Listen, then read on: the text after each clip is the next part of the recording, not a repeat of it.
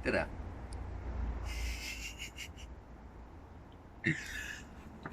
Tere, mu armsad sõbrad! Kui on kriisiaeg ja sul pole raha kitarri ostuks, siis sa saad kitarri ehitada väga käepärastest asjadest. Kui sul on olemas küpsisekarp ja kui sul on olemas labidas, siis vaatame, mis neist saama hakkab.